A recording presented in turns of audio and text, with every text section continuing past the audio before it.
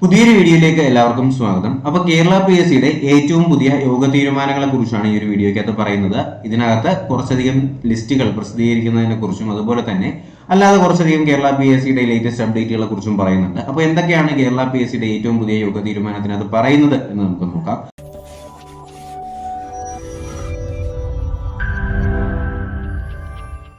അപ്പൊ ഇതിനകത്ത് പ്രസിദ്ധീകരണത്തിന് എന്ന് പറഞ്ഞിട്ട് അഭിമുഖം നടത്തുമെന്ന് പറയുന്നുണ്ട്. അപ്പൊ ഏതിന്റെയൊക്കെ അഭിമുഖമാണ് നടത്താൻ പോകുന്നതെന്ന് ചോദിക്കുകയാണെങ്കിൽ അത് മെഡിക്കൽ വിദ്യാഭ്യാസ വകുപ്പിലേക്കുള്ള മെഡിക്കൽ റെക്കോർഡന്റ് ലൈബ്രറിയൻ ഗ്രേഡ് 2-ൻ്റെത്, അതുപോലെ തന്നെ ട്രാവൻകൂർ ടൈറ്റാനിയം പ്രോഡക്റ്റ് ലിമിറ്റഡിലേക്കുള്ള അസിസ്റ്റന്റ് മാനേജർ, ഇതിന്റെയൊക്കെ കാറ്റഗറി നമ്പർ താഴെ കൊടുത്തിട്ടുണ്ട്, അത് നിങ്ങളൊന്ന് ശ്രദ്ധിക്കുക. അതുപോലെ തന്നെ മെഡിക്കൽ വിദ്യാഭ്യാസ വകുപ്പിലേക്കുള്ള assistant professor in transfusion medical blood bank, അതിന്റെ കാറ്റഗറി നമ്പർ ഉണ്ടല്ലോ. അപ്പൊ ഇതിലേക്കൊക്കെയുള്ള അഭിമുഖങ്ങൾ നടത്തുന്നുണ്ട് എന്ന് പറയുന്നുണ്ട്. അതുപോലെ തന്നെ നമ്മുടെ 10th ലെവൽ പ്രിലിമിനറിയുടെ 5ാം ഫേസ് പരീക്ഷ, അതിന്റെ ഡേറ്റ് വന്ന കാര്യം നിങ്ങൾ എല്ലാവരും അറിഞ്ഞിട്ടുള്ളതായിരിക്കും.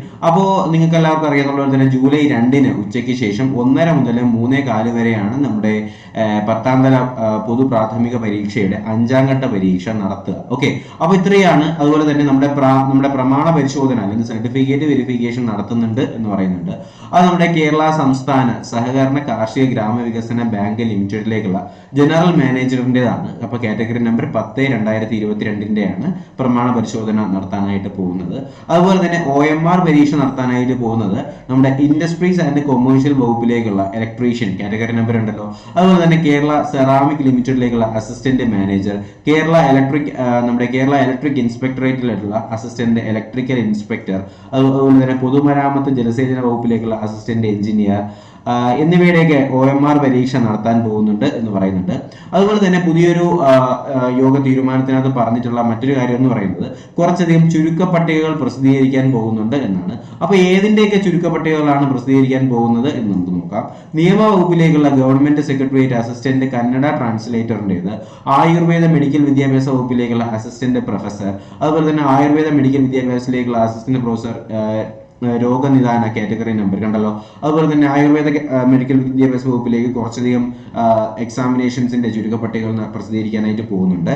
ഇൻഷുറൻസ് മെഡിക്കൽ സർവീസിലേക്കുള്ള ഡയറ്റീഷ്യൻ ഗ്രേഡ് 2, അതുപോലെ തന്നെ കണ്ണൂർ ജില്ലയിലേക്കുള്ള തുറമുഖ വകുപ്പിലെ light keeper and signaller, Thiruvananthapuram ജില്ലാ ഹോമിയോപ്പതി വകുപ്പിലേക്കുള്ള നഴ്സ് ഗ്രേഡ് 2, പാലക്കാട് കാസർഗോഡ് ജില്ലയിലേക്കുള്ള വിവിധ വകുപ്പിലേക്കുള്ള സർജന്റ്, കാറ്റഗറി നമ്പർ ഉണ്ടല്ലോ. അതുപോലെ തന്നെ തിരുവനന്തപുരം കോട്ടയം ജില്ലകളിലേക്കുള്ള വിവിധ വകുപ്പിലേക്കുള്ള സർജന്റ്.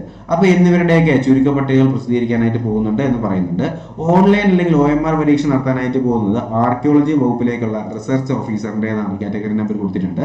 അതുപോലെ തന്നെ കേരള ഹയർ സെക്കൻഡറി വകുപ്പിലേക്കുള്ള ഹയർ സെക്കൻഡറി സ്കൂൾ ടീച്ചറിൻ്റെതും സംസ്കൃതത്തിൻ്റെതാണ്, അവരുടെയും ഓൺലൈൻ OMR പരീക്ഷ നടത്താനായിട്ട് പോകുന്നുണ്ട് എന്ന് പറയുന്നുണ്ട്.